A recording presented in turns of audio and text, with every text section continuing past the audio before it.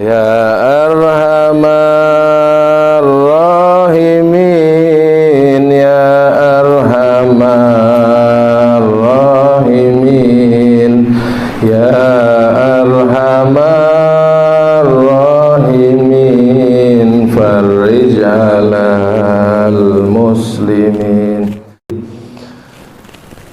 Nawaitu ta'alluma wa ta'lim wa tazkura wa tazkir wa nafa'a wa intifa'a wal ifada wal istifadah wal hasu ala tamassuki bi kitabillahil aziz wa sunnatu nabillahi wa gurbihi wa thawabihi. Bismillahirrahmanirrahim. Ila anqala. Segala puji bagi Allah Subhanahu wa taala, begitu juga salawat dan salam atas baginda Nabi Muhammad sallallahu alaihi wasallam. Yang terjadi lagi rutinan akhir daripada setiap bulan yang mudah-mudahan menambahkan kebarokahan, pemahaman, istiqomah, yang punya tujuan daripada selamat dunia dan selamat akhirat. Amin ya rabbal alamin. Bidayatul Hidayah. Bidayatul Hidayah ini sendiri mempunyai judul yang sangat unik, Masya Allah. Imam Ghazali bilang judul kitab kecilnya ini adalah Bidayah Al-Hidayah, yang mana kitab Bidayatul Hidayah ini sudah menjadi amalan kehidupan orang di Hadramut sana, di kota Tarim. Jadi di kota Tarim, di Hadramut sana, kitab Bidayatul Hidayah ini sudah menjadi darah daging, sudah menjadi amalan sehari-hari, sudah menjadi amalan sehari-hari, sudah tidak dihafalin lagi. Mereka udah praktek. Kita masih baca di sini, tapi mudah-mudahan pelan-pelan sehingga bisa menjadi amalan keseharian insyaallah. Nah, judulnya pun dikatakan Al-Bidayatul Hidayah adalah apa judulnya? Awal mula seseorang bisa mendapatkan hidayah. Hidayah itu dicari apa diberi? Kalau sesuai dengan pemahaman mereka, orang-orang soleh mengatakan hidayah itu Allah beri. Sababiyahnya inilah lagi kita mau baca di dalam kitab. Kalau Imam Ghazali kasih gambaran, kasih ramuan, kasih obat caranya supaya hidayah itu Allah bisa beri pada diri kita, pada keluarga, pada lingkungan. Maka kita pelan-pelan bongkar ini apa ramuan yang dikasih sama Imam Ghazali rahimahullah taala. Adapun hidayah tersebut, definisi ulama mengatakan khalqu qudratul ta'ah fil abad, diciptakan kekuatan pada seorang hamba untuk bisa mengerjakan ibadah. Kalau dia mampu mengerjakan ibadah itu setelah Allah beri pada hati mereka untuk supaya ringan mengerjakan ibadah. Nah, sababnya apa? Ikhtiarnya bagaimana supaya Allah beri itu? Nah, inilah yang kita lagi mau bongkar sedikit-sedikit insya Allah ta'ala menjadi kebarokahan. Kemudian kitab yang kedua, kita mau baca sedikit di dalam fikih. Fikih ini adalah hukum syariat yang harus kita pahami sedikit-sedikit untuk bisa membarengi amalan kehidupan kita di alam dunia supaya tidak keluar daripada batas ketentuan syariat. Nama kitabnya Tazkiratul Hadramiyah. Tazkiratul Hadramiyah fima yajibu 'alan nisa minal umurid diniyah. Apa-apa yang diwajibkan atas perempuan-perempuan minal umurid diniyah, dari segala sesuatu perkara agama Allah Subhanahu wa taala. Yang menyusun dan yang mengarang As-Sayyid Muhammad bin Salim bin Hafidh Al-Alawi Al-Hasaini Al-Hadrami Syafi'i. Sayyid Muhammad bin Salim ini adalah langsung abah kandung daripada Al-Habib Umar bin Salim bin Hafidh. Habib Umar bin Hafidh ini abahnya yang ngarang. Salah satu orang yang hilang di zamannya. Jadi dulu Hadramut pernah kedatangan zaman ini pas pula lagi September ceritanya. Ala kulihal. Jadi Hadramut itu kedatangan fitnah. Nama fitnah tersebut adalah Syuyu'iyah.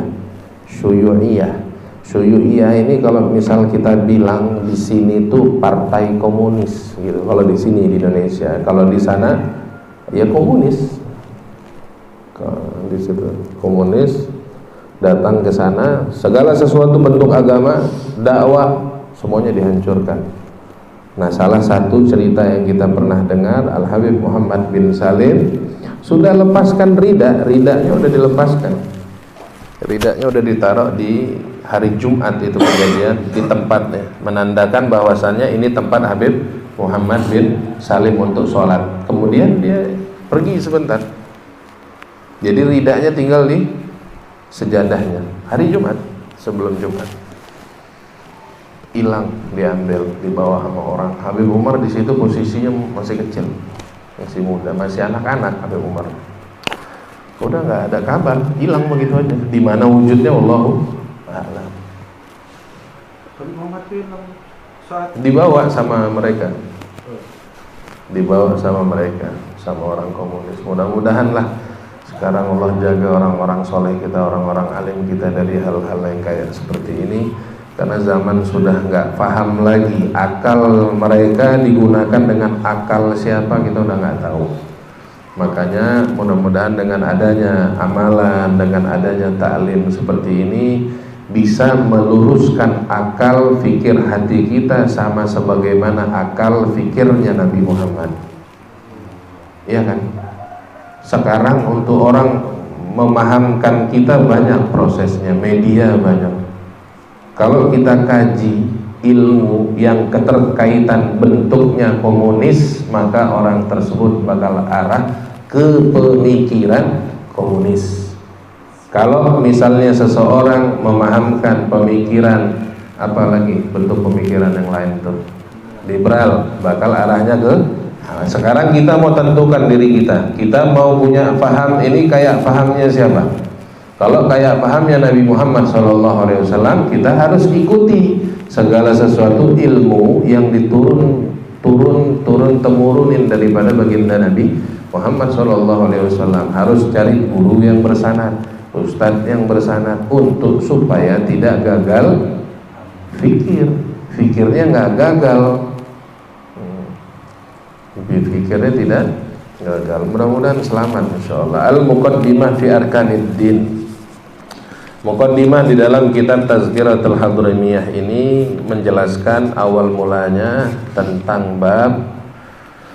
Muqaddimahnya dengan Bismillahirrahmanirrahim. Al-Habib Muhammad bin Salim mengawali daripada pengarangan kitab Tazkiratul Hadramiyah ini menggunakan kalimat Bismillahirrahmanirrahim, yang mana kalimat Bismillahirrahmanirrahim ini adalah kalimat juga yang diawali di dalam Quran. Allah Subhanahu wa taala mengawali daripada penulisan di dalam Quran menggunakan Bismillahirrahmanirrahim. Kemudian Bismillahirrahmanirrahim ini pun terdiri dari berapa kata itu Bismillah? Kalau dari penulisan terdiri dari 5 kata. Sedangkan Bismillahirrahmanirrahim ini ulama berpendapat mengatakan bahwasanya terdiri dari 5 kata dengan huruf ba tersendiri. Setelah itu ismi, digabungkan ba dengan ismi menjadi bismi, maka tertulis dengan 4 kata yang mempunyai maksud tujuannya adalah bismillah dalam hati sang pengarang. Kalau dalam bentuk goresan tinta, bismillah awal titik daripada ba. Adapun di dalam hati sang pengarang apa? Ya Allah, izinkan aku mendapatkan keberkahan daripada pengarangan kitab ini. Di dalam hatinya berniat, di tulisan di tangannya menggoreskan tinta. Jadi dia berbarengan. Begitu juga yang hendaknya kita setiap amalan apapun hendaknya meletakkan, menyebut kata Bismillahirrahmanirrahim dan meletakkan niatan yang baik di dalam hati. Jadi Bismillah ini terdiri daripada 4 kosakata. Di sini bimakna musohabah, makanya harus dibarengkan dengan niat. Adapun Allah adalah lafzun jalalah. Allah itu adalah nama yang paling tinggi di antara yang tinggi. Nggak ada nama yang melebihi daripada Allah Subhanahu wa ta'ala. Maka dikatakan lafzul jalalah. Ar-Rahman dan Ar-Rahim dua sifat daripada sifatnya Allah Subhanahu wa ta'ala, yang mana Ar-Rahman adalah mempunyai sifat memberi, sifat bentuk kenikmatan yang besar. Adapun yang Ar-Rahim adalah sifat pemberi juga daripada sifat-sifat yang halus dan tipis. Fahamnya kalau misalnya seseorang bisa melihat, itu sifat Ar-Rahman yang memberi. Kalau Ar-Rahim memberi sifat penglihatan dengan mata yang lebih tajam daripada orang umum. Itu sifat Ar-Rahim yang memberi. Alhamdulillahirabbil alamin. Kemudian Al-Habib Muhammad bin Salim menambah poin keduanya dengan mengucap hamdalah kepada Allah Subhanahu wa ta'ala, yang mana Rabbul Alamin, atas Rabbul Alamin, Tuhan yang memiliki alam semesta. Hamdan yuwafi ni'amahu, yang mana pujiannya selalu tercukupi, wa yukafiu mazidah, menyukupkan daripada segala sesuatu apa yang perlu ditambah daripada Allah Subhanahu wa ta'ala. Kemudian beliau wasallallahu ala, bersalawat atas Nabi Muhammad sallallahu alaihi wasallam. Jadi 3 poin pokok kalimat tersebut dicukupi oleh Al-Habib Muhammad bin Salim dalam pengarangan kitab Syarat. Dan berkata juga Nabi Muhammad sallallahu alaihi wasallam tentang bismillah dengan hamdalah. Tentang bismillah dan hamdalah ada hadis daripada Nabi Muhammad sallallahu alaihi wasallam, man lam yubda bi bismillah walhamdulillah. Riwayatnya beda. Yang satu riwayat menjelaskan barang siapa yang tidak mengawali segala sesuatu amal baik dengan bismillahirrahmanirrahim, maka amal tersebut maknanya sedikit barokah. Begitu juga barang siapa yang tidak mengawali segala sesuatu amal baik dia dengan hamdalah, maka dikatakan juga fahamnya sedikit atau tidak ada daripada kebarokahan. Jadi Nabi Muhammad SAW menganjurkan mengawali dari segala sesuatu amalan baik, niat baik, perbuatan baik, apapun dia bentuknya yang kita buat, hendaknya mengawali daripada bismillah dengan alhamdulillah. Nah, bab ini saja di Hadramut sana. Jangan bingung nanti kalau misalnya kita ada kesempatan, siapa tahu bisa umroh dan ziarah sampai ke bumi Hadramut sana. Itu di rumah-rumah ditulis di atas atap paling tinggi Bismillahirrahmanirrahim. Pernah nggak kita punya paham kalau bangun rumah di sini pakai Bismillah? Kan amal baik. Rumahnya mau baik apa mau nggak baik? Kalau rumah mau baik, letak tuh tulisan Bismillahirrahmanirrahim.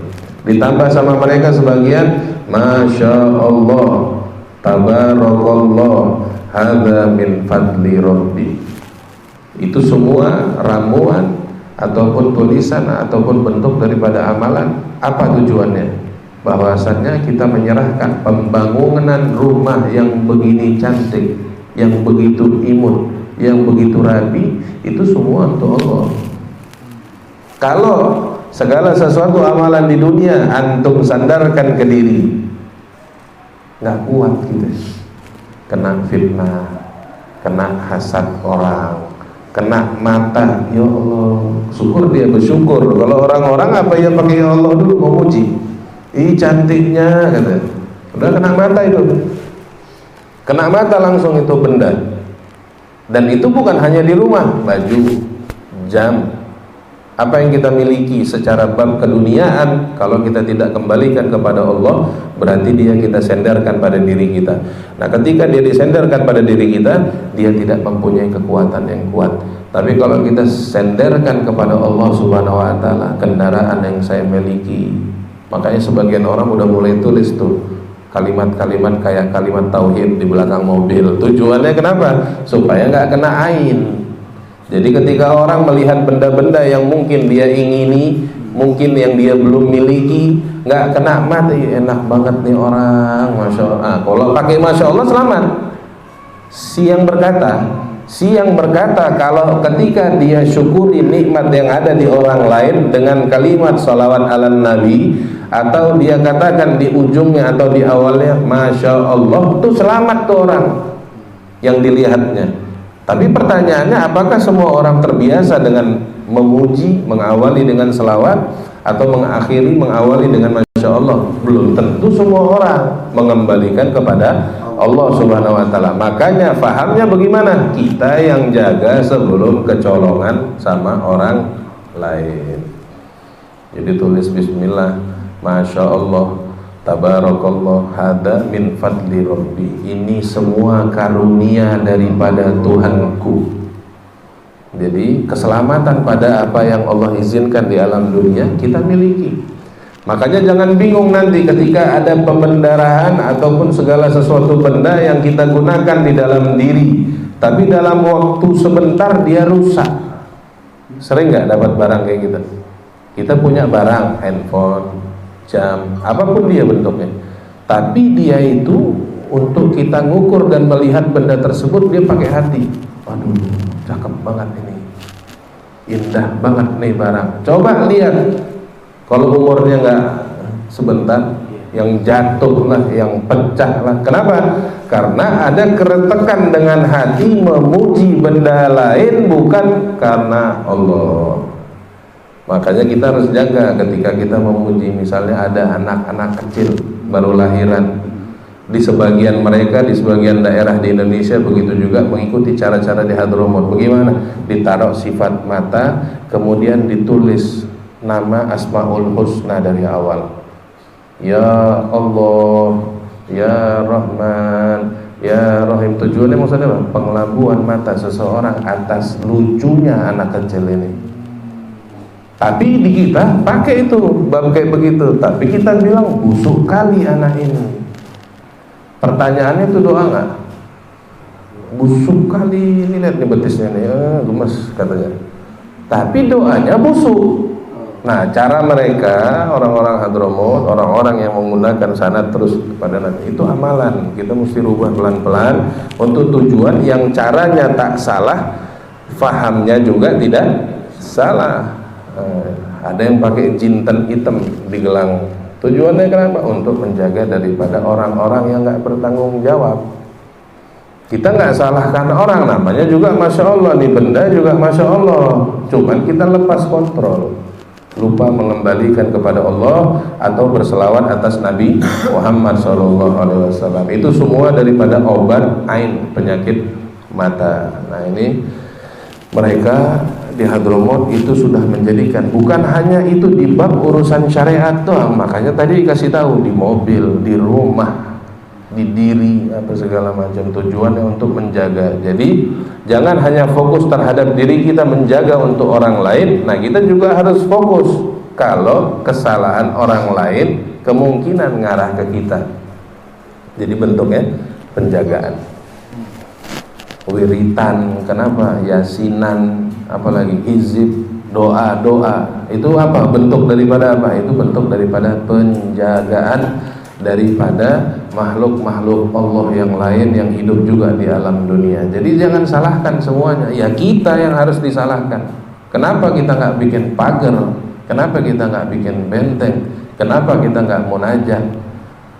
Jadi jangan pernah, waduh aku nih kena nih kayaknya, oh mau ngapain urusin orang lain, urusin diri aja. Mudah-mudahan kita bisa selamat fikir, mulut, begitu juga hati untuk bisa istiqomah di jalan Allah Subhanahu wa Ta'ala. Dan beliau berselawat kepada Nabi Muhammad SAW dengan segala sallallahu ala sayyidina wa syafi'ina Muhammad. Berselawat atas Nabi Muhammad SAW, yang mana Nabi Muhammad SAW adalah makhluk yang bakal memberikan syafaat kepada kita insyaallah. Al-Mab'us rahmatan lil alamin, yang mana Nabi Muhammad diutus oleh Allah Subhanahu wa Ta'ala untuk menebarkan rahmat buat alamin, segala sesuatu yang ada di alam semesta. Wa ala alihi, begitu juga beliau mencantumkan keluarga Nabi Muhammad SAW. Yang paham ulama mengatakan bahwasannya keluarga Nabi Muhammad SAW adalah mereka Bani Hashim dan Bani Muthalib. wa sahbihi, begitu juga sahabatnya Nabi Muhammad sallallahu alaihi wasallam. Siapa sahabat Nabi Muhammad? Sahabat Nabi Muhammad sallallahu alaihi wasallam yang melihat atau dilihat oleh Nabi Muhammad sallallahu alaihi wasallam di dunia. Syaratnya enggak boleh di alam lain, di dunia. Di mimpi gimana? Enggak masuk dalam ukuran. Kemudian mereka beriman kepada Nabi Muhammad dan meninggal dalam keadaan iman dan Islam. Itu maka kalau masuk daripada definisi seperti itu, maka mereka adalah dikatakan sahabat Nabi Muhammad SAW. Kalau kurang daripada persyaratan tersebut, maka orang tersebut bukan dikatakan sahabat Nabi Muhammad ajma'in wa ala man ittaba'ahum bi ihsanin ila yaumiddin. Begitu juga salawat dan salam atas baginda Nabi Muhammad yang kita minta, yang beliau minta atas Allah Subhanahu wa taala, alaman tabi'ahum bi ihsanin ila yaumiddin. Segala orang, segala makhluk, segala hamba yang mengikuti jalan-jalan mereka. Jalannya siapa? Para sahabat. Jalannya siapa? Pada keluarga Nabi. Jalannya siapa? Jalannya Nabi Muhammad SAW. Jalannya siapa? Jalannya Allah Subhanahu wa taala. Alaman tabi'ahum bi ihsan, dengan segala sesuatu yang baik, mengikuti dengan baik ila yaumiddin, sampai negeri akhirat. Maksudnya apa? Ya kita didoain juga. Barang siapa yang ngaku dirinya mengikuti jalan-jalan yang baik dengan cara yang baik, bertuju ke negeri yang akhirat yang baik, maka orang-orang tersebut tercurahkan salawat dan salam juga. Maksud daripada pengarangan kitab Al-Habib Muhammad bin Salim bin Hafidh rahimahullah ta'ala. Bab pertama di dalam kitab ini Al-Muqaddimah fi Arkanid Din wa Ma'na Syahadatain. Muqaddimah diletakkan oleh Al-Habib Muhammad bin Salim bin Hafidh di sini. Rukun Al-Muqaddimah adalah rukun din, rukun daripada agama Allah Subhanahu wa taala. Begitu juga wa ma'na syahadatain. Apa maksud daripada dua kalimat syahadat? Arkanuddin ada tiga, rukun daripada agama ada tiga. Yang pertama adalah Islam. Nggak bisa berdiri rukun tersebut atas agama yang selain, atas pemeluk manusia yang memeluk agama selain Islam. Syaratnya dia harus memeluk agama Islam. Yang kemudian dia harus ada iman. Rukun bakal berdiri rukun Islam tersebut, dia harus Islam, dia harus beriman. Kemudian ihsan, orang tersebut harus ihsan bil hak kecil. Maka kalau tidak ada ramuan yang tiga ini pada diri manusia, dia tidak bisa mendirikan rukun Islam. Nggak cukup syaratnya. Salah satu coba hilangkan, bukan Islam. Setengah-setengah bahasa. Wahyal ladzi sa'ala anha Jibril, yang mana yang tiga benda tersebut yang Nabi Allah Jibril mendatangi Nabi Muhammad sallallahu, yang mana Sayyidina Jibril, Sayyidina Jibril alaihi wassalatu wassalam, yang mana mendatangi baginda Nabi Muhammad sallallahu alaihi wasallam lama ja'u fi surati A'rabi, yang mana kedatangan Sayyidina Jibril ini dengan menggunakan perumpamaan orang. Dia kayak sosok orang Arab. Jadi datang bentuknya manusia nih. Bihuduri kasir minas sahabat, yang mana di saat Sayyidina Jibril tersebut datang ke hadapan Nabi Muhammad SAW, di sekeliling Nabi Muhammad banyak sahabat, lagi penuh, lagi rame-ramenya sahabat Nabi.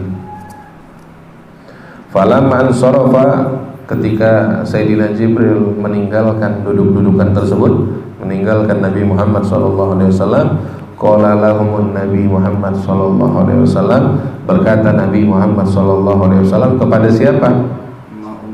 Kepada semuanya, kepada sahabat, mengatakan ainar rajul, mana tadi orang yang orang Arab tadi mana?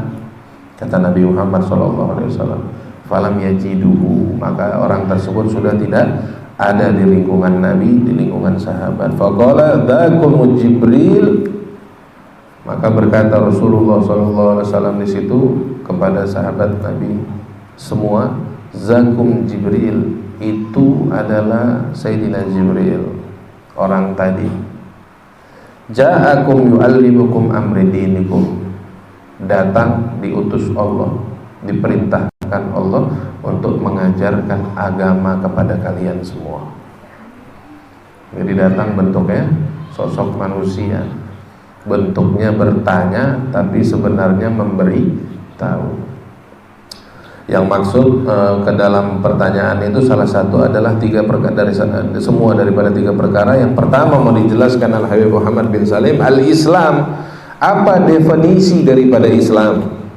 Apa sih maksud Islam tersebut? Al-Islam huwal inqiyad lil ahkami syar'iyyah. Al-Islam ini kata Nabi Muhammad melalui Sayyidina Jibril daripada Allah, itu sanad ilmunya itu. Kita dapat cerita bab Islam ini sekarang melalui sanad pertama itu Nabi Muhammad. Siapa yang ajarkan Nabi Muhammad? Sayyidina Jibril. Dari siapa Sayyidina Jibril mendapatkan ilmu? Dari Allah Subhanahu wa taala. Kemudian kita dapat dari mana proses dari Rasulullah? Panjang proses. Ada zaman sahabat, ada zaman tabi'in, ada tabi'in, ada ulama, sampailah pemahaman tersebut secara tertulis dan hafalan ke zaman kita sekarang. Yang maksud daripada definisi al-Islam itu wal inqiyadu lil ahkam syar'iyyah. Islam ini definisinya adalah qaid-qaid, qaedah-qaedah, rumusan-rumusan. Untuk apa? Lil ahkam, untuk hukum-hukum yang ada di dalam agama Islam. Hukum-hukumnya hukum-hukum apa? Hukum-hukum syariat al-ulumiyah, yang dia bentuknya ilmu-ilmu. Jadi kalau misalnya ditanya sama orang definisi ataupun maksud ataupun butuh kita pemahaman terhadap Islam itu adalah al-Islam itu Allah wujud, Allah ada, Allah berikan ilmunya itu adalah qaedah hukum syariatnya Allah Subhanahu wa taala, bentuknya seperti ilmu allati jaa biha sayyidina Muhammad sallallahu alaihi wasallam, yang mana Nabi Muhammad sallallahu alaihi wasallam datangnya ke alam dunia untuk itu, dengan itu, tujuannya itu. Maka Nabi Muhammad sallallahu alaihi wasallam hidup dengan syariat, beramal dengan syariat, ilmunya dengan ilmu syariat agama Allah. Qala ta'ala innad dina indallahil Islam, dan Allah juga menjelaskan dalam Al-Quran bahwasannya agama di sisi Allah itu adalah agama Islam. Jangan ganggu-ganggu dengan pemahaman ini, bahwasannya Allah Subhanahu wa taala hanya mau agamanya satu, adalah agama Islam. Nanti jangan mau terganggu dengan pikiran yang lain. Kalau yang lain silahkan buat, tapi bagi sesiapa yang mempunyai Tuhannya Allah, ikuti maunya Allah, Tuhan. Allah Subhanahu wa taala hanya menginginkan agamanya adalah agama Islam. Jangan paksa orang yang mempunyai pemahaman seperti ini untuk memahamkan agama yang lain. Silahkan buat hal tersebut di lingkungan tersebut, dengan urusan itu dengan sendiri-sendiri, tapi dengan maksud Allah Subhanahu wa taala di dalam Al-Qur'an memahamkan kepada mereka yang membaca kitabullah, kepada mereka yang mempunyai keimanan terhadap Allah Subhanahu wa taala. Allah enggak pakai tuker, enggak pakai ruwet-ruwet, cuman agamanya hanya agama Islam. Dah, itu paham. Jadi jangan kita minta orang, jangan kita ganti pemikiran kita untuk bisa memahamkan selain daripada Allah Subhanahu wa qala wa may yabtaghi ghairil Islam dinan falam yuqbal minhu, barang siapa yang menggunakan agama selain agama Islam, katanya, menjadikan agama tersebut falan yuqbal minhu, maka aku tidak menerimanya, kata Allah. Wa huwa fil akhirah minal khasirin, dan ingat, orang tersebut yang menggunakan di alam dunia agama selain daripada Islam, besok di yaumul akhir minal khasirin wal iyadzubillah ta'ala. Wa arkanul Islam khamsah, wallahu a'lam. Mungkin ini kita sore ini bisa menjelaskan tentang definisi daripada Islam, sehingga bisa menambahkan kekuatan pemahaman, pemikiran, apapun yang ada di dalam hati tentang bab Islam lebih kuat lagi, lebih mantap lagi, sehingga selamat dunia selamat akhirah, bisa ikut semua keluarga ya kan, baik